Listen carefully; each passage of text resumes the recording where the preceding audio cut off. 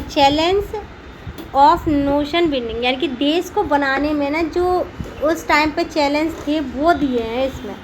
1947 में इंडिया को, जो इंडिया जैसे ही आज़ाद हुआ ना, तो उसके बाद इंडिया ने क्या क्या चीज़ फेस की।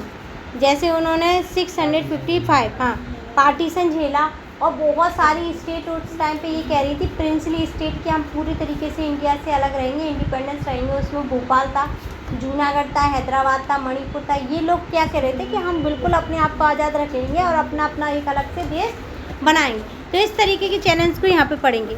At the hours of the mid night 49 15 August 1947 India attend करता है independence. Jawaharlal Nehru first prime minister हुआ करते थे इंडिया के। उन्होंने पूरे इंडिया को क्या किया था, स्पेशल सेशन कॉन्स्टिट्यूशन असेंबली का नाइट में ही क्या किया था, एड्रेस किया था। This was the famous thirsty with the dynasty, यानी कि इन्हें की एक कोट था, या फिर हम ये कह सकते हैं फेमस डायलॉग भी कह सकते हैं। स्पीच किया था इन्होंने फेमिलियर होकर के पूरी इंडियन कॉन्स्टिट्यूशन असेंबली के साथ। This was the movement Indian had been the waiting. उस टाइम पे इंडिया के लोग सारे वेट कर रहे थे। You have read in your history text book that were many voice in our national movement, यानी कि हमारे देश में बहुत सारी आवाज़ अपने देश के लिए उठ रही थी। वॉइस का मतलब होता है कि आंदोलन का फेस लेना, क्या लेना, वॉइस का मतलब होता है कि हमारी आवाज़ें सुनना। But there were the two goals almost every one agree upon one, first that the independence, यानी कि हमारे देश के सामने दो ही गोल थे। पहला था इंडिपेंडेंस को बनाए रखना, सॉवरेनिटी इंटीग्रिटी को बनाए रखना। दूसरा फेज जो निकल के आता है कि हम democratic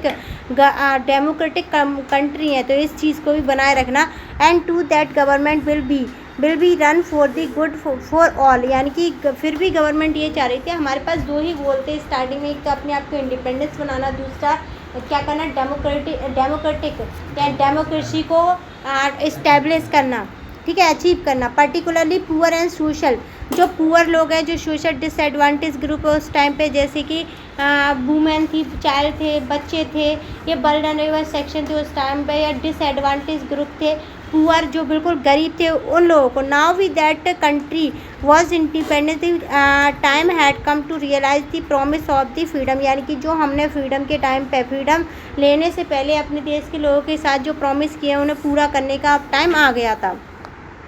this was not going to be the easy, ये इंडिया के लिए बहुत ईजी नहीं था। India was born as the nation step is a very difficult circumstance, India एक देश की तरह काम करेगा, ये उसके लिए बहुत ही ज़्यादा डिफ़िकल्टी का काम था। Perhaps no other country why then was born in this situation more difficult that India that of India in 1947, India के जैसे जितनी प्रॉब्लम उस टाइम पे इंडिया ने झेली थी, कोई और कंट्री नहीं थी दुनिया में जितनी इतनी प्रॉब्लम उस टाइम पे झेली हों। Freedom came with the partition, freedom तो मिला लेकिन हमें पार्टीशन का दर्द भी झेलना पड़ा उस टाइम पे। The year 1947 was a year of the unprecedented violence and the trauma, यानी कि हमने सोचा नहीं था जिस तरीके का वायलेशन और ट्रॉमा हमने उस टाइम पे देखा था, डिसप्लेसमेंट हुआ था बहुत सारे लोगों का। It was in the situation that India has starting on the journey, India यहाँ से अपनी जर्नी स्टार्ट करने वाला था। अचीव सेवरल ऑब्जेक्ट, बहुत सारे ऑब्जेक्ट या बहुत सारे गोलों के साथ। At the turmoil that the accompanied independence did not make our leader loss sight of the multiple challenge that face the new India, India के सामने बहुत ही ज़्यादा चैलेंज थे जिसे इंडिया फेस करने वाला था। उसके अलावा अखबारों की हेडलाइंस देखना, ब्रिटिश रूल का एंड हुआ है 200 साल के बाद। 3 चैलेंज देखेंगे अब। ब्रॉडली इंडिपेंडेंस इंडिया फेस करता है 3 काइंड ऑफ चैलेंज। जो फर्स्ट चैलेंज था वो क्या था कि the first challenge and the immediate challenge was to shape an nation, यानी कि स्ट्रक्चर जो हमारे देश की थी वो दैट वाज यूनाइट, यानी कि यूनाइट, अपने आप को दुनिया के सामने ना एकजुटता दिखानी है, पूरी दुनिया को ये दिखाना है कि हम साथ में हैं, हमारे अंदर इतनी डाइवर्सिटी है फिर भी हम साथ में।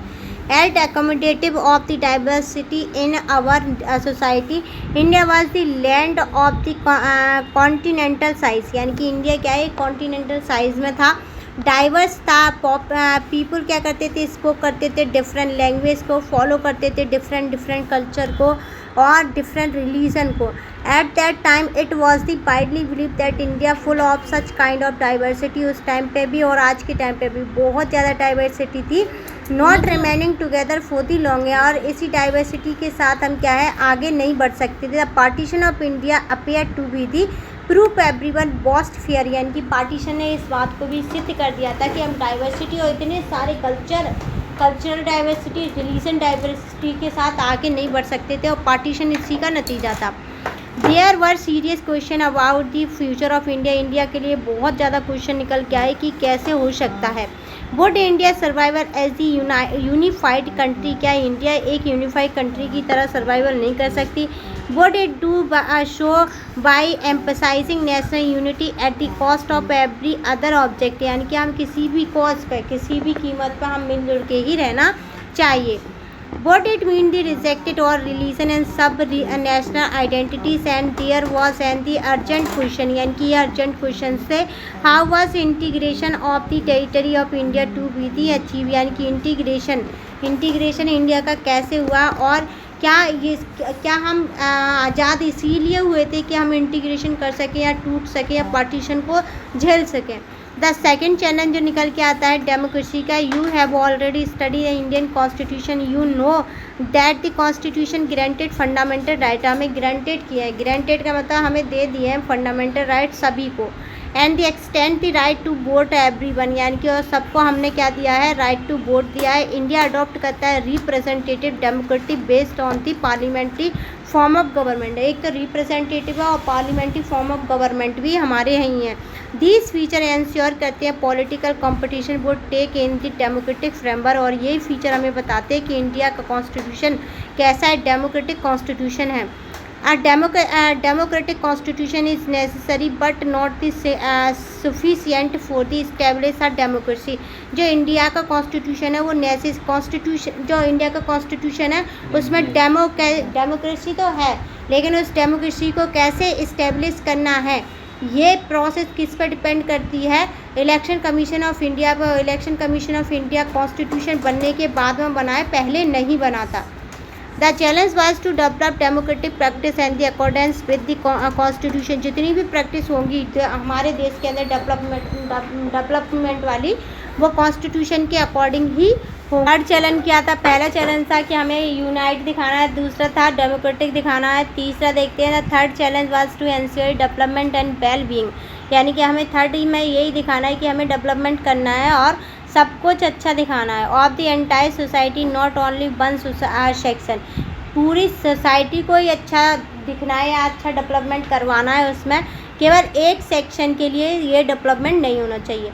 Air again the constitution clear करता है चीज़ों को कि principle of the equality and special protection to the social disadvantage group and the religious and cultural communities, यानी कि हम ना इक्वलिटी प्रैक्टिस करेंगे किस में, कल्चरल के बेस में और कल्चर के बेस में और रिलीजन के बेस में, और जो डिसएडवांटेज ग्रुप हैं जैसे ओबीसी SC ST कैटेगरी के लोग हैं और वल्नरेबल सेक्शन जैसे वुमेन हैं, बच्चे हैं, इनको क्या देंगे, हम एडवांटेज देंगे।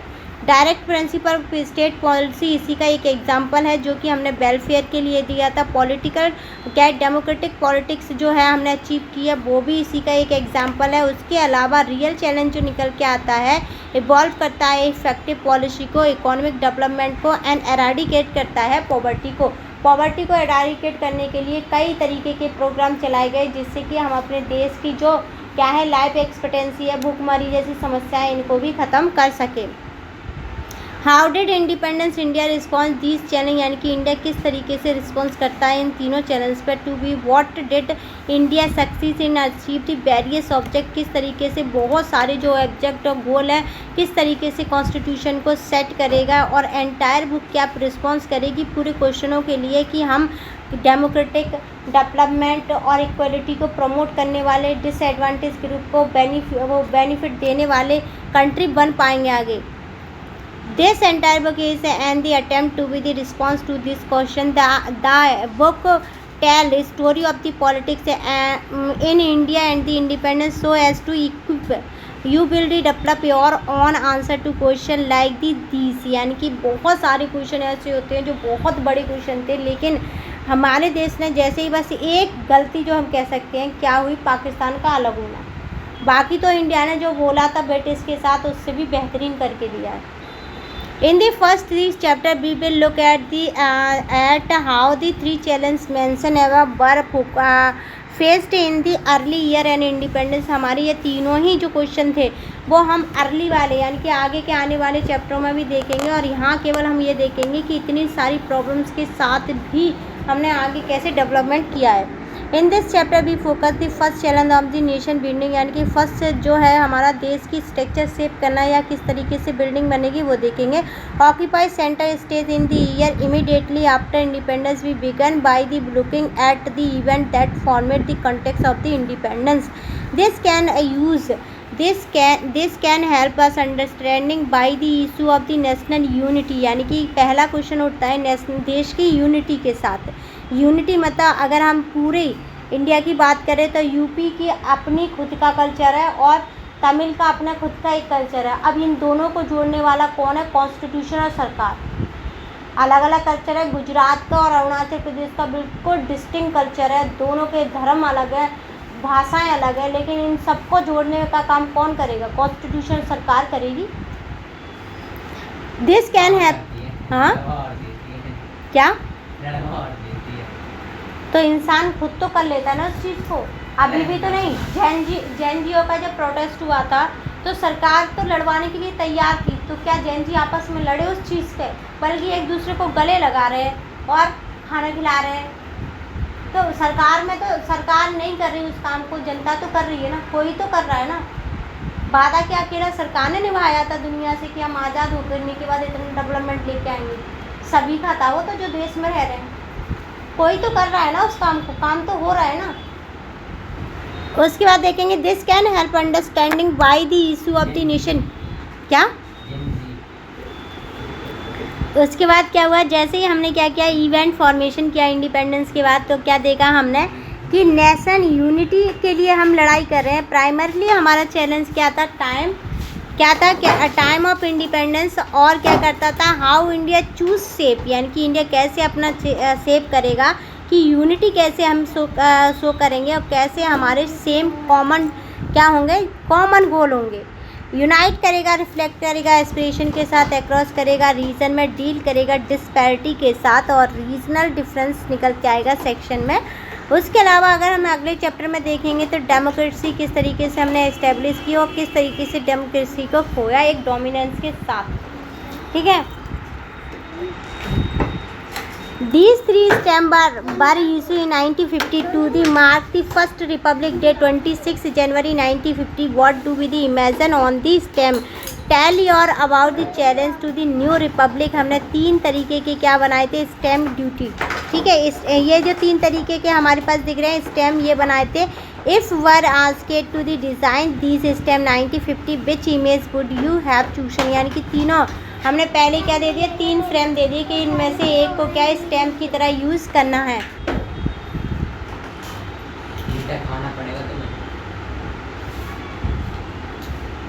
क्या है? Partition and displacement and rehabilitation देखेंगे on 14 and 15 August 1947 not come but two nation state came into the exist, यानी कि उस टाइम पे 2 नेशन बने थे, एक पाकिस्तान एक इंडिया।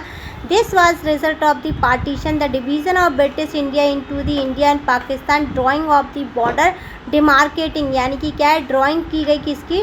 बॉर्डर की, demarcating the territory of each country, mark the culmination of political development that you have read in the history textbooks, यानी कि ये क्या है? डिमार्केशन किया गया। डिमार्केशन मतलब कहाँ पर जो ड्राइंग बनी थी केवल उस पर डिमार्केशन किया गया। किस पे किया गया? ड्राइंग पे। According to the 2 nation theory advance by the Muslim League, Muslim League क्या थी? एक क्या थी? पार्टी थी जो 1950 में कब बनी थी? हाँ, कब बनी थी?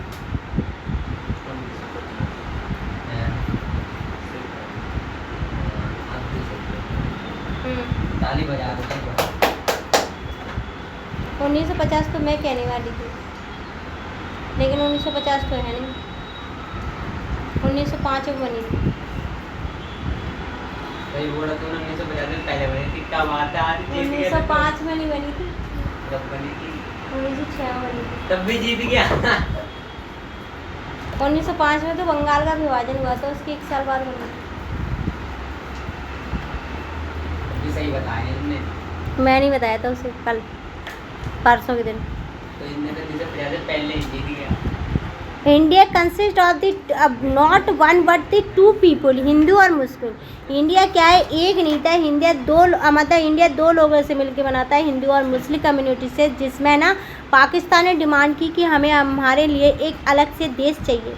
कांग्रेस ने क्या किया, अपोज किया इस थ्योरी को। Demand for the Pakistan several political development 1940 में ही इसके लिए मांग करी थी मुस्लिम लीग ने, जिन्ना ने। पॉलिटिकल कंपटीशन बिटवीन दी किसमें, कांग्रेस और मुस्लिम लीग के बीच हुआ था। ब्रिटिश ने रोल किया, डिसाइड किया कि रिएशन करेंगे हम पाकिस्तान का। पाकिस्तान को कितनी सीट मिली थी? सोच तुमसे पूछ रही हूँ। कब? जो जैसे हम आज़ादी हुई थी ना, हमें आज़ादी मिली थी, कब मिली थी? उसके बाद 1947 में। उससे हाँ, उससे पहले अगर हमारी कॉन्स्टिट्यूशन असेंबली ने मिलकर काम किया था ना, दोनों ने, मुस्लिम लीग और कांग्रेस ने, तो उस टाइम पे कितनी सीटें मिली थी मुस्लिम लीग को? तो मुझे पता है, लेकिन ना बाद में जब मोहम्मद जिन्ना ने डिमांड करी थी ना सेपरेशन कंट्री मुस्लिम की, तो फिर वो हो गए थे, कट हो गए थे कॉन्स्टिट्यूशन असेंबली में से। मुझे सीट का नंबर बता दो कितने मिले। कॉन्स्टिट्यूशन असेंबली वैसे बता सकता हूँ हटा के। इंडिया की नहीं पूछ रही, पाकिस्तान को कितनी सीटें मिली थी? तुम बता दो। 73। ये फर्स्ट चैप्टर ही था कॉन्स्टिट्यूशन का, जब हमने 11th पढ़ी थी। तो मुझे पता है। प्रोसेस ऑफ पार्टीशन में देखेंगे 10 बता दे पूरे जोड़ के। तू बता पूरे जोड़ के। अरे तब पूछा। Thus it was to decide what was till then the known as the India would be the divided into the two countries, यानी कि इंडिया दो कंट्रियों में बना था, पहला Pakistan, India. Such as division not only, ये जो डिवीज़न था केवल डिवीज़न नहीं था, ये बहुत ज़्यादा पेनफुल था, but also very difficult to decide कि कैसे इस चीज़ को इम्प्लीमेंट किया जाए। It was decide to follow the principle of the religious, यानी कि रिलीजियस मेजॉरिटी कौन थी? हिंदू उस टाइम पे। It is basically mean that area there the Muslim were is the majority would make and the territory Pakistan, the rest was to stay with India. आराम से देखेंगे, जो हमारा पार्टीशन हुआ था वो किस चीज़ के बेस पे हुआ था? दो कम्युनिटी थी, हिंदू और मुस्लिम। जहाँ पे हिंदू ज़्यादा है वो क्या होगा? इंडिया होगा, और जहाँ पे मुसलमान ज़्यादा है वो क्या होगा? पाकिस्तान होगा।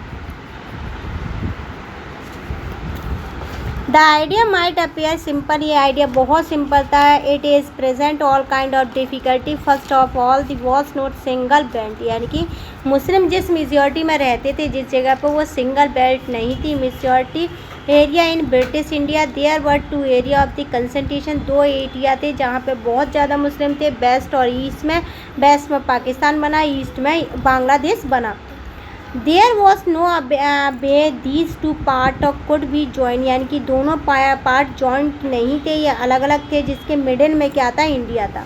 सो it was decided what a new country India will be comprising two territories, west और east Pakistan, separate by the long expansion of Indian territory. Second, not the Muslim majority area wanted to Pakistan, जहाँ पे मुस्लिम majority area थे उसे नहीं मानते थे। कौन? क्या है? खान अब्दुल गफ्फार खान, जो मतलब ये अनडिस्प्यूटेड एरिया को मानते थे। नॉर्थ वेस्टर्न फ्रंटायर प्रोविंस जो थी, फ्रंटायर गांधी इनके नाम, फ्रंटायर गांधी के नाम से इन्हें जाना जाता था। इन्होंने टू नेशन थ्योरी को बिल्कुल रिजेक्ट कर दिया कि मैं नहीं मानता कि दो देश बनने चाहिए। His voice bye simple ignore करती थी NWFT, इसे बिल्कुल क्या करती थी, मतलब पूरी तरीके से रिजेक्ट कर दिया था इसकी थ्योरी को पाकिस्तान ने। थर्ड प्रॉब्लम जो निकल के आती है मुसलमानों के सामने, वो क्या आती है? Third problem was the two और द मुस्लिम मेजॉरिटी प्रोविंस। मुसलमानों के लिए निकल के आ रही है क्योंकि दोनों की बेल्ट अलग है। इंडिया वाले लोग जो इंडियन लोग हैं, हिंदुस्तानी लोग हैं, जो हिंदू मेजॉरिटी एरिया था, वो एक ही बेल्ट में थे, ठीक है, एक ही एरिया में थे। The third problem was the two और the Muslim majority province of the British India, Punjab and Bangladesh. वो बंगाल, पंजाब और बांग्लादेश में दोनों में ही मेजॉरिटी हिंदू और मुस्लिम दोनों की, इसीलिए इसे आधा आधा बीच में से काटा गया। आधा पंजाब हमारे पास है, आधा पाकिस्तान के पास, आधा बांग्लादेश हमारे पास था, आधा पाकिस्तान के पास, ठीक है। had very large area where the non-Muslim were is the majority. Eventually, it was decided these two provinces would be the bifurcate according to the religious majority at the district or even lower level. This decision could not be made by the midnight of 14 and 15 August. It means that the large number of people did not know how did know on the day of the independence whether they were in the India और पाकिस्तान। मतलब जिस time पे India आज़ाद हुआ, क्या हुआ, जब India का bifurcation हुआ, बाइफ्रिकेशन का मतलब होता है कि विभाजन हुआ उस टाइम पे, तो लोग सोच नहीं पा रहे थे हम कहाँ जाए, क्योंकि लोगों को सोच दी गई थी कि मुसलमान रहेंगे पाकिस्तान में और हिंदू रहेंगे हिंदुस्तान में। तो जो हिंदू थे वो कहाँ आएंगे, हिंदुस्तान में आएंगे, और जो मुसलमान होंगे वो पाकिस्तान में जाएंगे। और एक साथ इतने सारे लोगों का जब ट्रांसपोर्टेशन होगा या एक जगह से दूसरी जगह जाएंगे तो बहुत ज़्यादा भागदौड़ मचेगी। क्या मचेगी? भागदौड़ मचेगी। जाने आने के लिए एक ही ट्रेन वगैरह है, उनसे आना जाना है। These decision could not be made by the mid 14 and 15 August. It meant that the large number of people, यही था कि पार्टीशन का ट्रॉमा हमने उस टाइम पर झेला। This was the related to the fourth and most intractable of all problems partition. This was problem is the minority on the both, यानी कि दोनों के साइड, दोनों के बॉर्डर में क्या थी, माइनॉरिटी थी। उनके पास क्या थे, हिंदू माइनॉरिटी थी और हमारे पास मुसलमान माइनॉरिटी में थे। Lakh of Hindu and the Sikh in the area bar now in the Pakistan, equally large number of Muslim on the Indian side of Punjab and Bangladesh. Bengal और पाकिस्तान, पंजाब में बहुत ज़्यादा हिंदू थे। फाउंड देमसेल्फ ट्रैपेड, यानी कि उन लोगों को ऐसा लग रहा था कि वो बंगाल वाले और पंजाब वाले को कि अगर हम तो इतनी मेजॉरिटी में हम जाएंगे कैसे, तो उसे दो हिस्सों को बांट दिया, तुरंत लोग इधर से उधर हो जाएंगे, दिक्कत नहीं आएगी। They were to be the discuss they that choice ये नहीं थी कि तुम हिंदू हो तो इसी में जाओ, चॉइस ये नहीं थी, बस ये थी कि जहाँ पर मुसलमान वाला एरिया है वहाँ पर मुस्लिम ज़्यादा होंगे, वालेकुम सलाम, और जहाँ पे हिंदू है वहाँ पे हिंदू ज़्यादा रहेंगे। चॉइस तो हमें उन्हें दी थी, राजाओं को, क्या थे 565 उन्हें दी थी ना चॉइस, या तो इंडिया में मिलो या पाकिस्तान में और इंडिपेंडेंट रहो। लेकिन उस टाइम के एक भी राजा इंडिपेंडेंट नहीं है। थर्ड वाला ऑप्शन तो नाम मात्र के लिए था, वो तो कहने के लिए था कि उधर पाकिस्तान नहीं छोड़ेगा इधर इंडिया नहीं छोड़ेगा, तो पागल है कोई अलग रहेगा 9 से। They were to disturb that were an undesirable alliance in their the home, यानी कि क्या थे, जब वो इतने 14%। देखो अभी की बात सुना, आराम से सुनना। हम अपने घर को यहाँ छोड़ के आए हैं, क्या है, हाँ हम अपने घर को यहाँ छोड़ के आए हैं, ठीक है। हम यहाँ किसी को नहीं जानते, केवल हम इसीलिए आए क्योंकि यहाँ पर हम हिंदू हैं, कि हिंदुस्तान में जाना था, हम पाकिस्तान वाली जगह में रह रहे थे, तो अब हम अपने लिए रहने के लिए जगह कहाँ लाएंगे, जगह ही नहीं है ना, तो क्या, हाँ झुग्गी झोपड़ी बनाएंगे ना, तो ये झुग्गी झोपड़ी उसी का नतीजा था, ठीक है। ऐसी वहाँ भी बनी होगी सेम टू सेम। मास्क में पड़ता है Pakistani. In their own home in the land where their the ancestor had lived for the century, यानी कि उनके जो ancestor थे वो बहुत सालों से यहाँ रह रहे थे। As soon as it became clear that country was going to be the partition, the violation start हुआ at and the unprecedented level against community who were lesser in the number there the respected area. No one had quit party anticipatory, यानी कि कोई भी इंसान anticipatory नहीं था जिसके सामने ये प्रॉब्लम ना आई हो कि वो किस तरीके से फेस करे, कैसे किस देश में जाए, वो ये नहीं सोच पा रहा था। और एक साथ उसे ऐसा लगा ट्रॉमा हो गया, भाई कैसे मैं अपनी जगह इतनी ज़मीन जायदाद यहाँ से छोड़ के जाऊँ, अपने दोस्त छोड़ के जाऊँ, रिश्तेदार छोड़ के जाऊँ, वालेकुम सलाम, और वहाँ रहूँ, वालेकुम।